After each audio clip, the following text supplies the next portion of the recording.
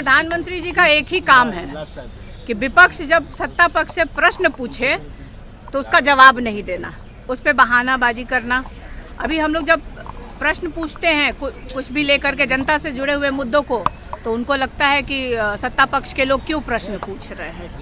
लेकिन प्रधानमंत्री जी को जो जनता जो उन्होंने वादे किए, विगत 2 टर्म उनको दिया और ये तीसरा टर्म उनका शुरू हुआ है, तो जो 2 टर्म में उन्होंने जो वादा किया था देश की जनता के साथ, और ख़ास तौर पे मैं बिहार से हूँ, तो बिहार से उन्होंने वादा किया था कि जो बंद पड़ी चीनी मिलें हैं उसको खुलवाएंगे और उसी की चीनी से चाय पियेंगे। तो क्या प्रधानमंत्री जी बिहार की जनता को बताएंगे कि डायबिटीज हो गया है क्या, चीनी मिल खुलेगी कि नहीं खुलेगी, और कब चाय पियेंगे? तो बताना चाहिए प्रधानमंत्री जी को।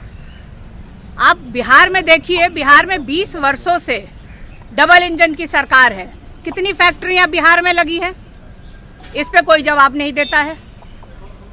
तो ये सब बातें बोलने से प्रधानमंत्री जी को एक तो शोभा नहीं देता है, दूसरा ये बातें करने से बिहार की जनता को और देश की जनता को कोई फायदा नहीं पहुंच रहा है। बाइपोल है बिहार में, क्या माहौल है? देखिए, सबको पता है कि देश में अलग अलग राज्यों में अभी सब जगह बाइपोल चल रहे हैं, और सभी दल के नेता यही कह रहे होंगे कि हम लोग अच्छा कर रहे हैं, हम सारी सीटें जीतेंगे। लेकिन सिर्फ हम कहने के लिए नहीं कह रहे हैं, हम कह रहे हैं कि हम लोग जनता के मुद्दों को लेकर के जनता के बीच जा रहे हैं। तो हमें पूरा विश्वास है कि इंडिया गठबंधन की जीत पूरे देश में जहां भी बाई इलेक्शन हो रहा है वहां पे उनके उम्मीदवार जीत हासिल करेंगे। तेजस्वी यादव ने एक एक करके कहा कि कांग्रेस जो भी वादे करती है अपने शासित प्रदेशों में सब झूठ वादे करती है और किसी को भी वो फुलफिल नहीं कर पाती। देखिए, बहुत सारे राज्यों के बारे में तो मैं इतना डिटेल मेरे पास नहीं है, अगर मतलब कहिएगा तो फिर पता करेंगे, फिर एक दिन उसके लिए रखा जाएगा। लेकिन बिहार के तौर पे तो हम कह सकते हैं कि बिहार से हम आते हैं, तो बिहार से इतनी संख्या में हमेशा जीत के सांसद जाते हैं, और संसद में मैं भी बैठती हूँ, वहाँ पे आजकल देखती हूँ किसी का मुंह नहीं खुलता है बिहार के मुद्दे पे। अभी आप हाल फिलहाल एक देखे होंगे कपड़ा मंत्री गिरिराज सिंह जी का बयान, इतने सीनियर नेता, इतने अनुभवी नेता, और उनका इस तरह का बयान आता है कि मतलब राह चलते किसी को देखो तो उसको 100 चाटे मारो। अगर ये जो हम सुने हैं मीडिया के माध्यम से और सोशल मीडिया पे, अगर इस तरह का वो बयान देते हैं तो ये उनको शोभा नहीं देता है। उनको तो बात करनी चाहिए थी। आप बताइए कि हमारे यहाँ भागलपुर में कितनी संभावनाएं हैं, कपड़ा मंत्री है ना, कितना उस पर फैक्ट्री लगाने के लिए या बुनकरों के लिए क्या कर रहे हैं गिरिराज सिंह जी। हमारे आप चले जाइए मोतिहारी साइड में चले जाइए, वहाँ भी बहुत संभावनाएं हैं। तो पहले ये तो बताए गिरिराज सिंह जी कि बिहार के लिए वो कर क्या रहे हैं, बिहार के विकास के लिए, बिहार के रोजगार पैदा हो, बिहार में फैक्ट्रियां लगे, इस पे उनकी सरकार क्या कर रही है। झारखंड में सावंत ने जिस तरह से साइना एनसी के लिए शब्दों का इस्तेमाल किया, आप भी एक महिला एमपी है, कैसे देखती हैं? देखिए, बयान ना मैंने सुना है ना कुछ है, लेकिन आपके माध्यम से ये मुझे आ रहा है कि किसी भी, मैं बार बार पहले भी मैंने कहा था, आप इस तरह का जो आता है तो हम लोग यही कहते हैं कि देश की किसी भी दल की महिला हो, किसी वर्ग की हो, किसी समाज की हो, उनके प्रति अपशब्दों का प्रयोग नहीं होना चाहिए, उनके साथ गलत व्यवहार नहीं होना चाहिए। इसकी कड़ी निंदा हम करते हैं। झारखंड में चुनाव है और इसको लेकर तेजस्वी यादव ने कहा था कि हम लोगों की सरकार महागठबंधन के बने, लेकिन गिरिराज सिंह कह रहे हैं कि वह सिर्फ बोलते हैं, बोलने दीजिए उनको। मैं कह रही हूँ तो क्या प्रधानमंत्री नहीं चाहते हैं? प्रधानमंत्री भाषण में जाते हैं तो क्या बोलते हैं कि हम नहीं जीत रहे हैं, राष्ट्रीय जनता दल जीत रहा है। हर एक दल के नेता अपने जो उम्मीदवार होते हैं उनके बारे में बताते हैं, वो क्या काम करने वाले हैं जनता के लिए वो बताते हैं। और चुनाव में तो जनता मालिक होती है, जनता को सोच विचार करना होगा कि एक तरफ जो प्रधानमंत्री जो 15 वर्षों से जो उन्होंने 10 वर्ष देख लिए, ये तीसरा टर्म उनका 15वां वर्ष चल रहा है, तो जो वादे किए थे उसमें से कितने वादे उन्होंने पूरे किए। वहीं तेजस्वी को अगर आप देख लीजिए तो झारखंड तक क्या यूपी तक के लोगों को नौकरी यहाँ पे मिली। तो हम लोगों ने जो तेजस्वी ने जो वादा किया था जनता से चुनाव में कि हम सरकारी नौकरी देंगे 10 लाख, तो उसने नौकरी देंगे 10 लाख, तो उसने करके दिखाया है। तो जनता में विश्वास है और इसका नतीजा बार बार हम यही कह रहे हैं, हम लोग कह रहे हैं कि हम लोग जनता के मुद्दों के साथ चुनाव में है और जीत हमारी सुनिश्चित पूर्व केंद्रीय मंत्री आरसीपी सिंह जो है नई पार्टी बनाई है उन्होंने।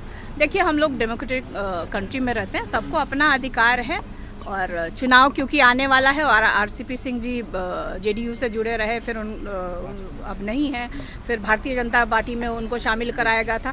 तो इसका जवाब तो जो डबल इंजन की सरकार है और खास तौर पे भारतीय जनता पार्टी को इस पे बोलना चाहिए था कि अभी तक वो चुप क्यों है आरसीपी सिंह जी पे। तो हम तो मतलब कह रहे हैं कि सबको अपना अधिकार है, अब जनता डिसाइड करेगी क्या करेंगे। जयंत पाटिल है शरद पवार के पार्टी के महाराष्ट्र के अध्यक्ष। उन्होंने कहा कि बीजेपी पिछले 10 सालों से अजीत पवार पर तो धमका रही थी, इरिगेशन स्कैम लेकर दबाव बना रही थी और यही कारण था कि वो बीजेपी के साथ थे। हम लोग हमेशा विपक्ष के जितने भी नेता हैं, आप देखिए कि जब से 14 से देश के प्रधानमंत्री आदरणीय नरेंद्र मोदी जी बने, तब से विपक्ष के नेताओं के प्रति उनकी किस तरह की रवैया रही। एलिगेशन लगाना, उनके पीछे ईडी, सीबीआई, इनकम टैक्स लगाना, डराना धमकाना। और आप मतलब अभी कोई, मुझे लगता है जिसके ऊपर एलिगेशन लगाया गया, जो उनके दल में शामिल हो गया, सिर्फ हमारे परिवार को छोड़ के, हमारे नेताओं को छोड़ करके जितने लोग हैं सब लोग आज शामिल हैं। तो ये तो देश की जनता को देखना है। प्रशांत किशोर ने कहा है कि 5 गुना पेंशन बढ़ाकर देंगे 4 सीटों पर। उन्होंने भी जब ये तरह के जब बीजेपी के साथ थे तब प्रधानमंत्री को राय काहे नहीं दिए थे। मुख्यमंत्री जेडीयू के साथ थे, जब उनके लिए काम किए चुनाव में, तब काहे नहीं ये एक रखे थे, तब क्यों नहीं रखे थे, आज क्यों उनको याद आ रहा है। तो खुद का जब फायदा, जब आपको खुद को अपने कुछ करना हो तो आपको बिहार के बच्चों का भविष्य याद आता है।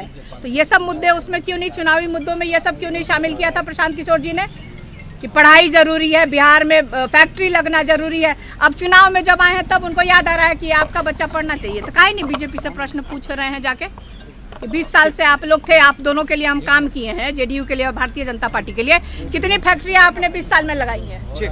जवाब तो प्रशांत किशोर को देना है।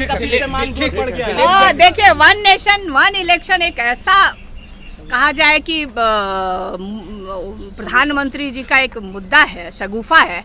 4 राज्य में तो चुनाव नहीं करा पाए इस देश के प्रधानमंत्री। 4 राज्य में चुनाव होना था ना, और कैसे ये इतने राज्यों का देश में एक साथ 1 नेशन 1 इलेक्शन करा देंगे। तो जब 4 राज्य संभव नहीं है, इसी से आप अंदाजा लगा लीजिए। दिलीप जायसवाल कह रहे हैं कि इंडी गठबंधन के नेता हैं जो शराब पीते भी हैं और बेचवाते भी हैं, हमारे पास वीडियो फोटो सब है, सब जारी कर दें। अब इस पे क्या बोले, उनका बस अभी यही काम बचा है, बिहार के विकास का कोई मुद्दा नहीं है। अब इसी का वीडियो बनाते हैं, गली गली में घूम के लोग अपने ही नेताओं का वीडियो बनाते हैं। तो ये प्रश्न हम मतलब कहना ये प्रधानमंत्री को जाके बताना चाहिए कि बताइए, हमारी डबल इंजन की सरकार है बिहार में, पूरी तरह से संपूर्ण बैन लगा हुआ है, फिर भी लोग जहरीली शराब पी करके मर जा रहे हैं, आए दिन बिक रहा है। आए दिन थाने में अगर चले जाइए तो लॉ एंड ऑर्डर के सिचुएशन में अगर देखा जाए तो सिर्फ शराब ही के लोग बस दिन भर बैठ करके वहाँ पे यही कांड होता है कि आज पकड़े गए, आज थाने में गए, फिर छोड़े गए। तो ये सिचुएशन तो इस देश के प्रधानमंत्री को देखना चाहिए, क्योंकि सरकार में है बिहार में, और खास तौर पे मुख्यमंत्री जी को देखना चाहिए।